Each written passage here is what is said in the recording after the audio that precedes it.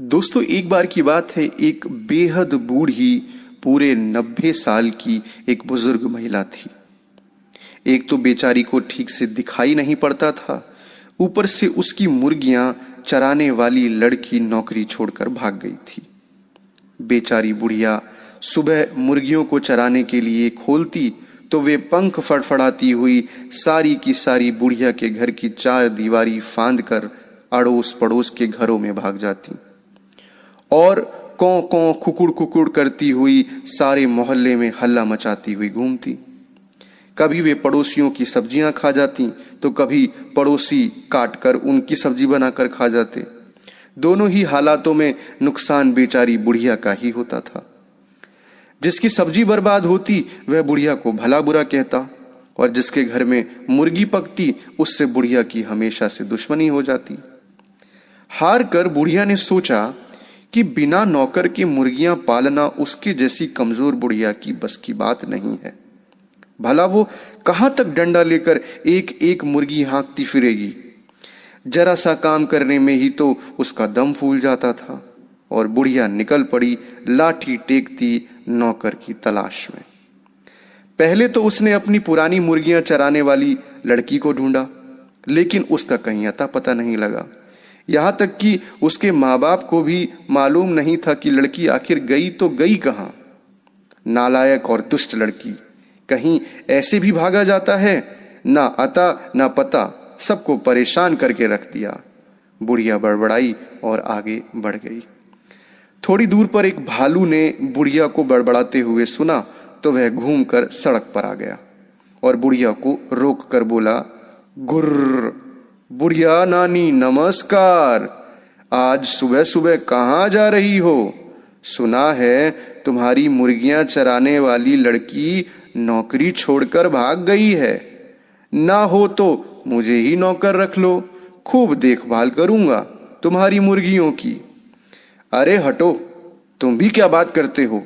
बुढ़िया ने खिसियाया सा उत्तर दिया। एक तो निरे काले मोटे बदसूरत हो, मुर्गियां तो तुम्हारी सूरत देखते ही भाग खड़ी होंगी। फिर तुम्हारी बेसुरी आवाज उनके कानों में पड़ी तो वे मुड़कर दड़बे की ओर आएंगी भी नहीं। एक तो मुर्गियों के कारण मोहल्ले भर से मेरी दुश्मनी हो गई है, दूसरा तुम्हारे जैसा जंगली जानवर और पाल लूं तो मेरा जीना ही मुश्किल हो जाए। छोड़ो छोड़ो मेरा रास्ता, मैं खुद ही ढूंढ लूंगी अपने काम की नौकरानी। बुढ़िया आगे बढ़ी। थोड़ी ही दूर पर एक सियार मिला और बोला, हुआ हुआ, राम राम बुढ़िया नानी, किसे खोज रही हो? बुढ़िया खिसिया कर बोली, अरे खोज रही हूं एक भली सी नौकरानी जो मेरी मुर्गियों की देखभाल कर सके। देखो भला, मेरी पुरानी नौकरानी इतनी दुष्ट छोरी निकली कि बिना बताए कहीं भाग गई। अब मैं मुर्गियों की देखभाल कैसे करूं? कोई कायदे की लड़की हो तो बताओ, जो 100 तक गिनती गिन सके, ताकि मेरी 100 मुर्गियों को गिन गिन कर दड़बे में बंद कर सके। यह सुनकर सियार बोला, हुआ हुआ बुढ़िया नानी, ये कौन सी बड़ी बात है। चलो अभी मैं तुम्हें एक लड़की से मिलवाता हूँ। मेरे पड़ोस में ही रहती है, रोज जंगल के स्कूल में पढ़ने जाती है, इसलिए 100 तक गिनती उसे जरूर आती होगी। अकल भी उसे खूब ही अच्छी है, शेर की मौसी है वो। आओ तुम्हें मिलवा लाता हूं। बुढ़िया लड़की की तारीफ सुनकर बड़ी खुश होकर बोली, जुग जुग जियो बेटा, जल्दी बुलाओ उसे, कामकाज समझा दूं, अब मेरा सारा झंझट दूर हो जाएगा। लड़की मुर्गियों की देखभाल करेगी, लड़की मुर्गियों की देखभाल करेगी और मैं आराम से बैठकर मक्खन बिलोया करूंगी। सियार भाग कर गया और अपने पड़ोस में रहने वाली चालाक पूसी बिल्ली को साथ लेकर लौटा। पूसी बिल्ली बुढ़िया को देखते ही बोली, मियाऊं, बुढ़िया नानी नमस्ते, मैं कैसी रहूंगी तुम्हारी नौकरानी के काम के लिए। नौकरानी के लिए लड़की की जगह बिल्ली को देखकर बुढ़िया चौंक गई। बिगड़ कर बोली, हे भगवान, कहीं जानवर भी घरों में नौकर हुआ करते हैं? तुम्हें तो अपना काम भी सलीके से करना नहीं आता होगा, तो मेरा क्या काम करोगी? लेकिन पूसी बिल्ली बड़ी चालाक थी। आवाज को मीठी बनाकर मुस्कुराकर बोली, अरे बुढ़िया नानी, तुम तो बेकार ही परेशान होती हो। कोई खाना पकाने का काम थोड़ी ना है जो मैं नहीं कर सकती। आखिर मुर्गियों की ही देखभाल करनी है ना, वो तो मैं खूब अच्छी तरह कर लेती हूँ। मेरी माँ ने खुद ही मुर्गियां पाल रखी हैं, पूरी 100 हैं, गिनकर मैं ही चराती हूँ और मैं ही गिनकर बंद भी करती हूँ। विश्वास ना हो तो आप मेरे घर चलकर देख लो। एक तो पूसी बिल्ली बड़ी अच्छी तरह बात कर रही थी और दूसरे बुढ़िया काफी थक भी गई थी, इसीलिए उसने ज्यादा बहस नहीं की और पूसी बिल्ली को नौकरी पर रख लिया। पूसी बिल्ली ने पहले दिन मुर्गियों को दड़बे में से निकाला और खूब भाग दौड़कर पड़ोस में जाने से रोका। बुढ़िया पूसी बिल्ली की इस भागदौड़ से संतुष्ट होकर घर के भीतर आराम करने चली गई। कई दिनों तक दौड़ते भागते बेचारी काफी थक गई थी तो उसे नींद भी आ गई।